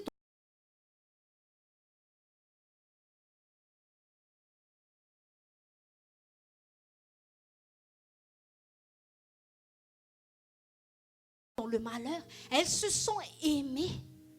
Et quand Naomi a dit, vous pouvez rentrer chez vous, je vous bénis, c'est comme pour dire, je ne me fâcherai pas si vous allez vous marier. Au contraire, je souhaite le meilleur pour vous. Les mères, bénissez vos filles. Parfois, c'est comme peut-être il n'y a rien dans la vie de vos filles. C'est comme si c'était fertile, c'est la mort, toujours pas de mari. On dirait qu'elles ne sont pas celles que tu veux qu'elles soient, mais bénis-les. Bénis-les. La plupart de nos enfants ont des malédictions parce qu'on est maudits. Moi, plusieurs fois, Dieu m'a déjà grondé sur ça, je me suis répondu. Et je fais attention parce que parfois, on est un peu xiel à la maison, on dit n'importe quoi. Mais bénissez vos enfants. Ne dites pas les côtés négatifs. Tu es comme ça, tu ne vas jamais te marier, vraiment, tu es une vieille fille. Hein. Après, mais c'est à cause de toi qu'elle est toujours vieille fille. Hein. Tu ne changes pas, tu n'es pas mature. Mais c'est à cause de toi si elle est mature, tu n'arrêtes pas de dire ça. Bénis-la, fais comme Naomi.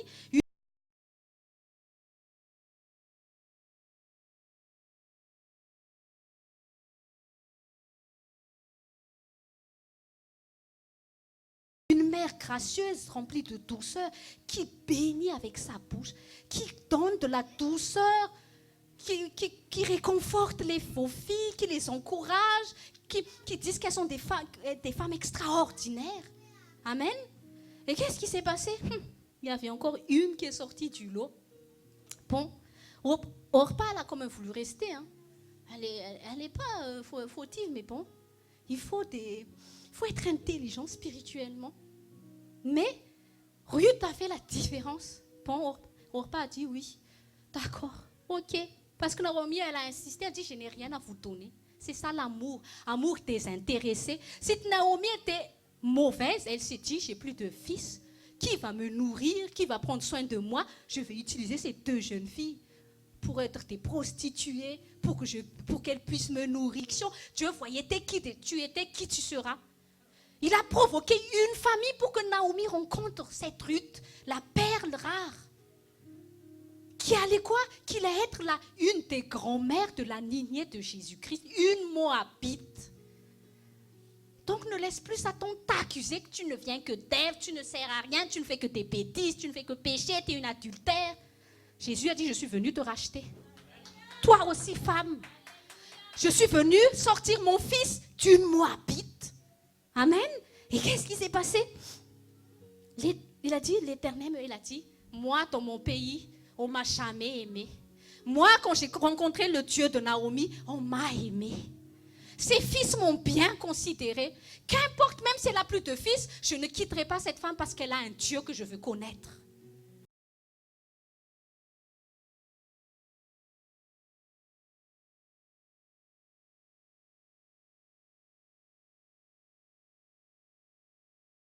Tu ne dois pas suivre Jésus à cause d'un mari, à cause des enfants ou tout ce que tu veux. Tu dois connaître Dieu. Tu dois mettre Dieu en premier, mettre la volonté de Dieu en premier dans ton mariage. Arrête de remettre les choses sur ton nombril et moi. Mais tu ne me comprends pas, mais connais Dieu. Naomi a tout perdu. Naturellement parlant, Naomi et Ruth n'avaient plus d'avenir. Mais Ruth a dit, je m'en fous. Je loue Dieu, pas de mari, pas d'enfant. Loue Dieu, celui qui m'a trouvé du peuple moabite. Il a accepté que je sois l'épouse d'un de ses fils. Je ne quitterai pas cette femme parce qu'elle a ce Dieu que je veux connaître. Je ne quitterai pas ce monde. Parce qu'elle sait que si je veux retourner dans la maison de ma mère, je veux retrouver mes dieux. Moi, je veux suivre cette femme. Si Dieu nous a choisis pour nous unir, il y a des exploits qui se cachent dans nos relations. Il y a des destinées qui doivent être déclenchées.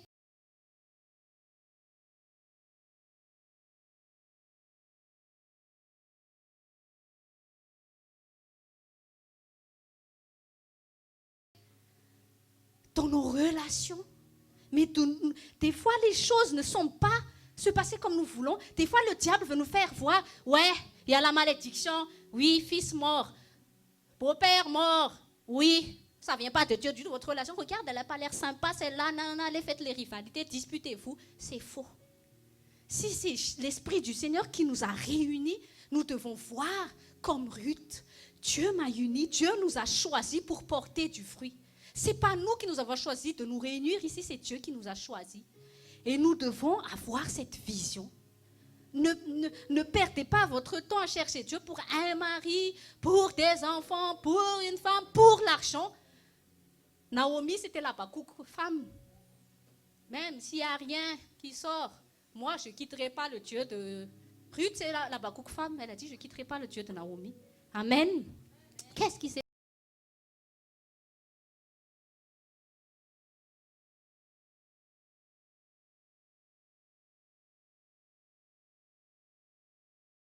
passé, les gens? Ils sont revenus dans le pays de Naomi. Elle l'a suivi. Même Naomi a dit, ah, t'es sûr? Tu veux me suivre, moi, une vieille dame qui n'a plus d'avenir? Alors que tu aurais pu revenir dans la maison de ta mère pour te remarier, te reconstruire une nouvelle vie. Tu es jeune. Mais Ruth a dit, moi, je m'en fous, mari, femme. Ce Dieu-là qui est venu me sauver, qui m'a fait grâce. Moi, d'un peuple maudit, il m'a accepté. C'est ce Dieu que je veux. Amen. Et elle l'a suivi. Amen. Et nous devons être ces Ruth qui disent, Dieu est plus important. God first. Mon avenir est entre les mains de ce Dieu qui m'a aimé, qui m'a racheté. Mon avenir est entre les mains de Dieu que je peux appeler Père. Parce qu'il a donné son Fils unique pour me racheter. Moi qui étais maudite par Ève, qui était là au début.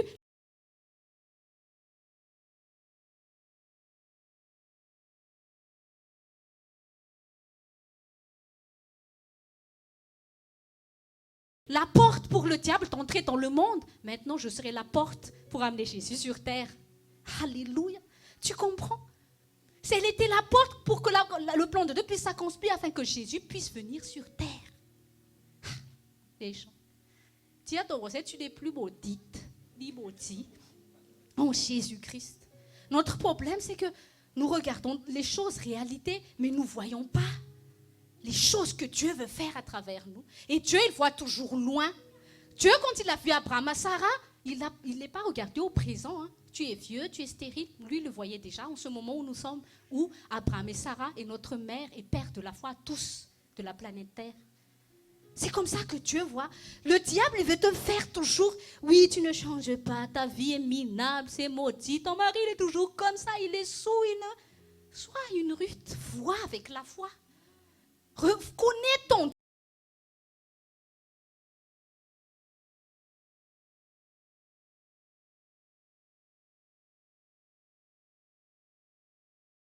Dieu, mange la parole de Dieu. Qu'est-ce que Dieu dit de ta destinée? Nourris-toi de ça. Nourris-toi de la vérité, coûte que coûte. N'est-ce pas le diable te dire, t'es une mère, t'as trop à faire, je ne peux pas lire la Bible. Moi, aux toilettes, je lis la Bible. J'ai allaité, j'ai accouché, je n'ai pas eu de ma femme. Mais en une journée, ma force était dans la parole de Dieu. Parfois, le diable veut me culpabiliser. T'as encore été un peu énervé aujourd'hui. Oui, mais je suis fatiguée, j'ai dit. Mais Dieu était toujours ma force. Dieu est toujours ta force, la parole de Dieu. Il y a toujours le diable qui a dit, ouais, maintenant tu es minable. Mon mari vous a déjà raconté, à un moment, j'ai dit, j'étais vraiment obèse parce qu'en fait, j'étais déprimée. Quand je suis tombée enceinte de ma fille, je ne sais pas, mais c'est venu naturellement en moi. En fait, c'est Dieu qui me préparait vraiment à quelque chose. J'ai fait beaucoup de travail et tout avant, mais dès que je suis tombée enceinte, j'ai dit non, moi je vais m'occuper de mon enfant, j'ai resté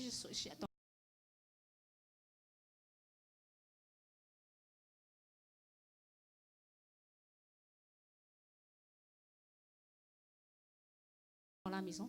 Et le diable m'attaquait tous les jours chez moi. Tu ne sers plus à rien, ta jeunesse est foutue, nanana. Mais c'était là que j'ai cherché Dieu de la Bible. En même temps, oui, je pleurais. J'ai dit à mon Abraham, attendez, j'en ai marre. Mais il y a toujours un esprit qui me dit, lis la parole de Dieu. J'ai beaucoup appris de la parole de Dieu. J'ai potassé la Bible. Et après, l'esprit a dit, un jour, je vais t'utiliser sur une génération. Amen. Et je crois que Dieu va le faire. Parce que c'est lui qui l'a promis. Amen. Donc, Ruth est venue avec Naomi. Qu'est-ce qui s'est passé là-bas? Elle a rencontré Boaz. Amen. Je te conseille de lire vraiment cette histoire en entier. Boaz, c'est un parent du mari de Naomi. Et dans la culture juive, comme Naomi était veuve, il fallait qu'on s'occupait.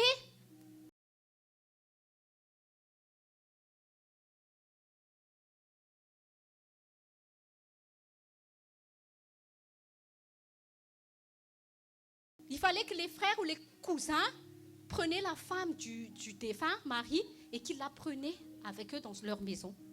Mais, regardez encore l'état de cœur de ces deux femmes. Et regardez, Ruth est arrivée, chapitre 2, verset 2. Ruth la Moabite dit à Naomi, laisse-moi aller ramasser des épis abandonnés dans un champ derrière celui aux yeux duquel je trouverai grâce. Elle s'est encore occupée de sa belle-mère. Et qu'est-ce que Dieu a dit? Elle est tombée dans les terrains de Boaz. Boaz l'a remarqué. Verset 11. Boaz lui répondit, on m'a rapporté tout ce que tu as fait pour ta belle-mère. Boaz a été touché. Boaz n'a pas regardé qu'elle était une Moabite. Mais qu'est-ce qu'une Moabite fait dans notre pays? Mais Boaz a remarqué Ruth à cause de son état de cœur.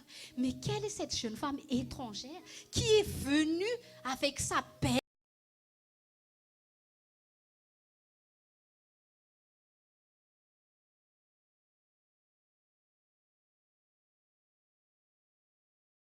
mère? Il s'occupait d'elle dans un pays qui lui est étranger. Mais quelle est cette femme? Les jeunes filles célibataires, les vrais bons hommes ne vous remarquent avec beauté extérieure. Les vrais bons hommes remarquent la beauté de votre cœur. S'il y a des hommes qui s'intéressent juste à ton cœur, dans ton corps, tu dégages.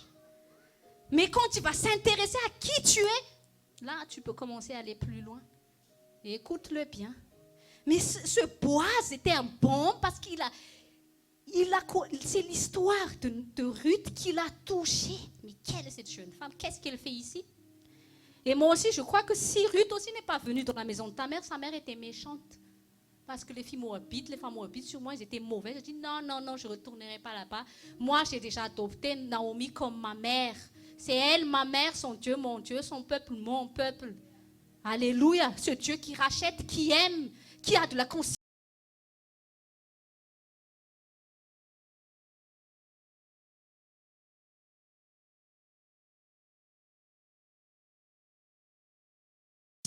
Pour moi, c'est ça notre Dieu. Amen. Qu'est-ce qu'il a dit, Boaz? Comment tu as quitté ton père et ta mère et le pays de ta naissance pour aller vers un peuple que tu ne connaissais pas auparavant?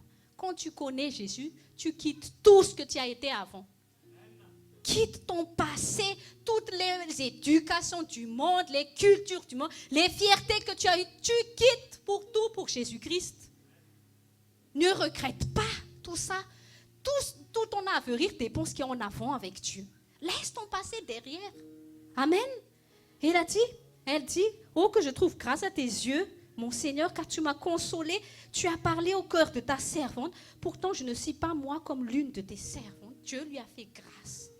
Dieu veut te consoler dans le malheur où tu es. Dieu veut restaurer ta vie dans le malheur où tu es. Donne ce cœur aimant. Et mon Dieu, et mon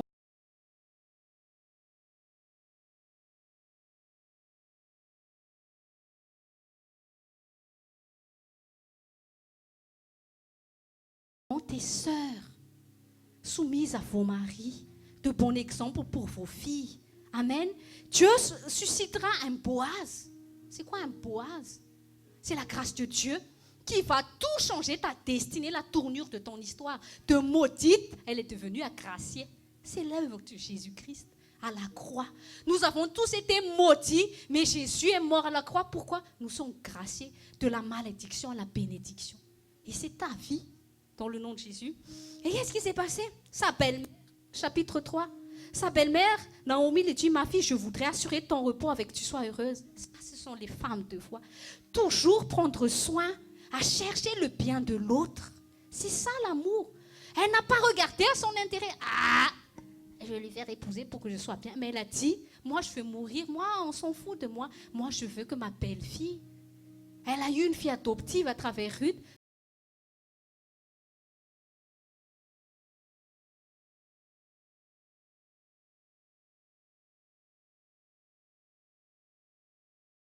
Je veux qu'elle soit bien, qu'elle ait une vie heureuse.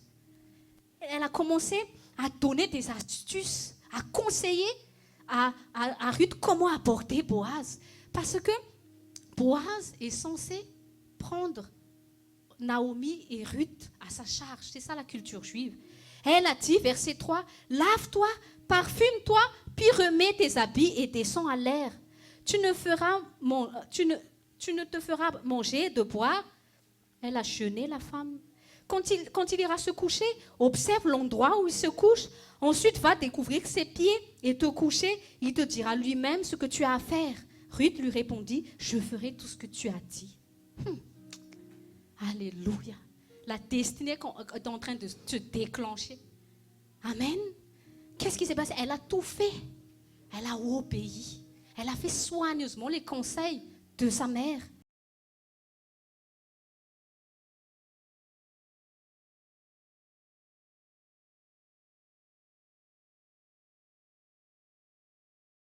C'est quoi? Lave-toi, parfume-toi. Elle s'apprête à rencontrer Jésus. C'est l'Église qui s'apprête à rencontrer le roi Jésus. Tu dois te laver de tout ton passé. Le sang de Jésus te purifie de toute malédiction. De Ève. Lave-toi, pure-toi. C'est le sang de Jésus qui a fait ça. Et elle peut aller vers Boaz. Mais donc, qu'est-ce qui s'est passé? Verset 10, il dit, quand elle a commencé à rencontrer Boaz, ce que Naomi a fait, elle a prié pour Ruth. Les mères, priez pour vos enfants. Arrêtez de les accuser sur leur faiblesse. Dieu ne regarde pas nos incapacités naturelles. Dieu regarde toujours tes cœurs. Dieu repère toujours tes cœurs sur terre. Amen. Et elle a dit, qu'est-ce qu'il a dit, Boaz? L'Éternel, ma fille, ce dernier,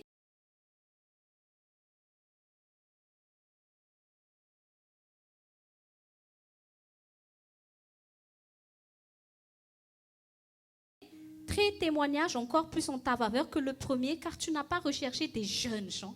Ce Boaz a été touché. Jésus n'est pas touché par les trucs extérieurs que tu fais. Jésus est touché par le cœur d'une personne. Il a dit, j'étais touché.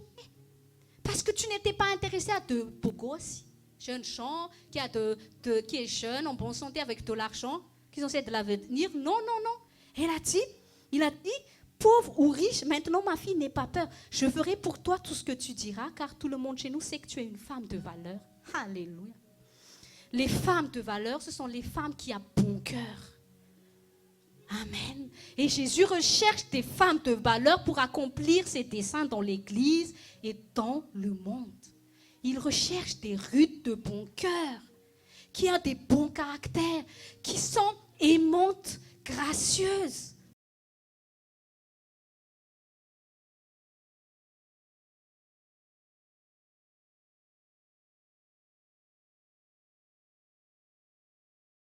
Amen. Qui se préoccupe des autres. Qui connaît l'histoire de Dorcas? Ah là là, Seigneur Jésus. Visite notre assemblée pour qu'ils aiment ta parole. C'est dans Actes des Apôtres, Dorcas. C'est Paul ou c'est Pierre qui l'a ressuscité? Paul. C'était une femme qui qui avait un ministère, qui rassemblait toutes les femmes délaissées de la société, comme les veuves, les femmes pauvres. Et elle était au service de toutes ces femmes-là. Elle a créé des petits emplois et tout. Et quand elle était morte, Dieu l'a dit de dégager du ciel. Parce que Dieu lui a dit, tu n'es pas utile au ciel, tu es encore utile en bas là-bas. Regarde toutes ces femmes qui pleurent parce que tu as été trop bonne envers elles.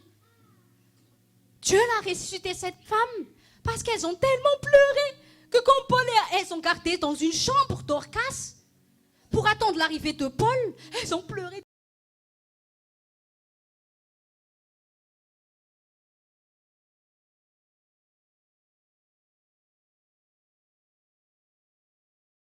Tous les jours, non, on a besoin de cette femme-là. Elle nous avait trop du bien. Elle nous a bénis. Elle a changé notre vie. Ah non, non, non, non, Seigneur, il ne faut pas que tu la gardes au ciel. Elle est encore utile sur terre. Et quand Paul est arrivé, Dieu l'a ressuscité. Il y a des gens qui sont refusés au ciel, pas parce qu'ils n'ont pas le salut, hein, mais parce qu'ils sont trop utiles à Dieu sur terre. Et si tu es encore sur terre, c'est que tu es utile à Dieu. Amen. Sois aimante. Fais le bien. C'est toujours bénéfique. Et qu'est-ce qui se passe? Verset 13. Passe la nuit ici. Demain, s'il veut exercer envers toi son droit de rachat, c'est bien. Qu'il le fasse, mais il ne lui est pas de l'exercer envers toi. Je le ferai moi. L'Éternel est vivant. Reste couché jusqu'au matin.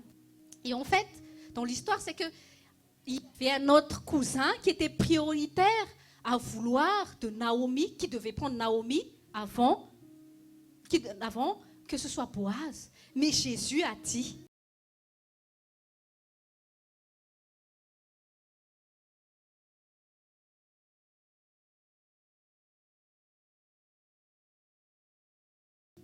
Moi, je t'ai racheté.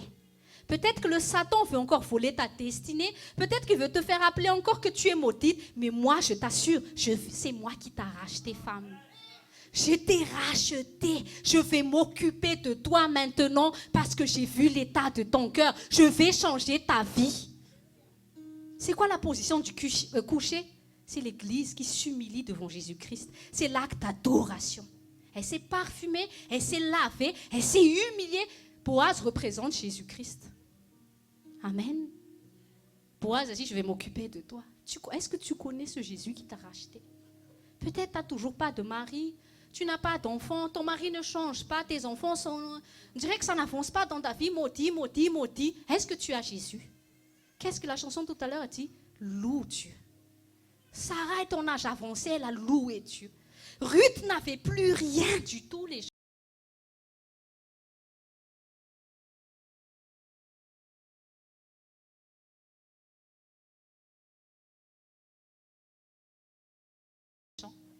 Mais cette femme, elle était toujours bonne avec sa belle-mère. Cette belle-mère aussi, elle ne s'est pas aigrie avec le temps à cause des malédictions. Mais elle s'est occupée de sa belle-fille, comme si c'était sa fille. Elle l'a aimée, elle l'a chérie, elle a prié pour sa fille, pour que Dieu change sa destinée. C'est ça que Dieu attend des femmes de nos jours. Et Boaz a dit, je viens, Jésus vient. Moi, je veux changer ta destinée. Qu'importe les malédictions qui étaient sur ta vie avant, les malédictions qui étaient sur Ève, moi, je vais te racheter. Ta vie va changer. Amen. Et qu'est-ce qui s'est passé? Boaz a plaidé pour la faveur de Ruth. Il a dit à l'autre cousin, tu sais, hein, si tu prends Ruth, il a aussi la belle-mère. Et il s'est dit, ah non, prends tout avec toi parce que je n'ai pas envie d'être à la charge d'une vieille et du Moabite. Ah non, je ne veux pas. Hein. Mais Boaz a dit, je vais les prendre.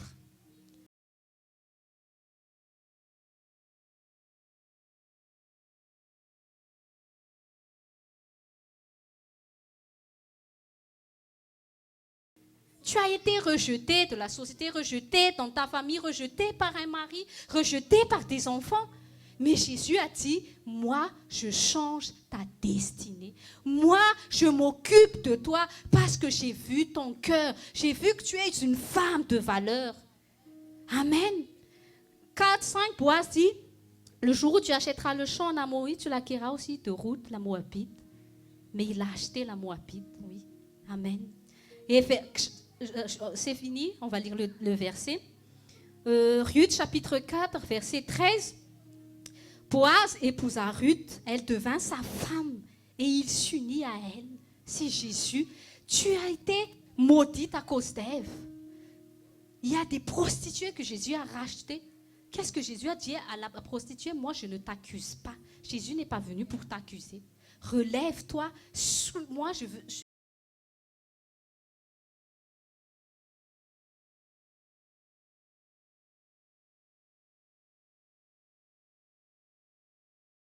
Je suis venu pour m'occuper de toi.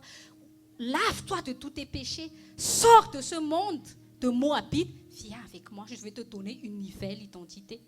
De Moabite, elle est devenue qui? La femme de Boaz. Alléluia. L'Éternel permit à Ruth de devenir enceinte et elle mit au monde un fils. Les femmes dirent à Naomi, béni soit l'Éternel qui ne t'a pas laissé manquer aujourd'hui d'une personne avant le droit de rachat. Qu'importe les pertes que tu as eues dans ta vie, si Jésus a racheté ton âme, il peut tout racheter plus que Satan a pris dans ta vie. Amen. J'entends pas des amen ici. Hein. Je crois que vous n'avez pas trop compris ce que Dieu a fait là. Et Dieu veut faire la même chose avec vous. Qu'importe, on dirait qu'il y a beaucoup de pertes. Mais quand Jésus a dit, je te rachète, il va te faire gagner plus que le salut de ton âme avec. Amen. Il a dit,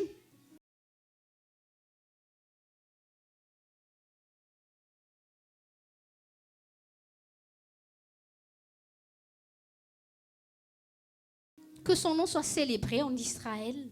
Cet enfant sera ton réconfort et le soutien de ta vieillesse, car ta belle-fille qui t'aime l'a mis au monde. Elle qui vaut mieux pour toi que 7 fils. Pour Dieu, une belle âme vaut mieux que beaucoup de fils. C'est ce qu'on a vu des enseignements de Madagascar. Dieu a préféré le cœur de l'Éthiopien que 200 000 âmes. Il a dit à Philippe, va vers cet Éthiopien. Que des 2000 âmes qui cherchent juste des miracles, des fils, des enfants, des riches. Moi, je veux des gens qui me cherchent. Amen. Et Dieu l'a béni. Un fils est né à Naomi, elle l'appelait Obed. Ce fut le père d'Ésaïe, père de David.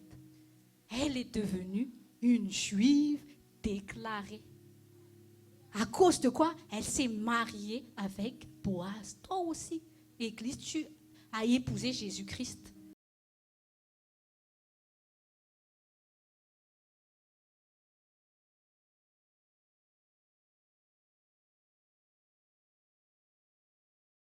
De malédiction, tu es devenu bénédiction. Dis à ton voisin, c'est ta destinée. David, la lignée de Jésus-Christ. Nous allons nous lever. Nous allons remercier le Seigneur.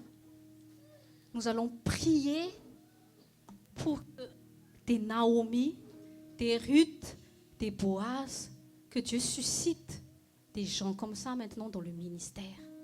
Qu'il n'y a plus de Hagar, comme le cousin de Boaz, qui ne cherche que son intérêt. Moi, je n'ai pas envie de me compliquer avec des gens compliqués, mais des gens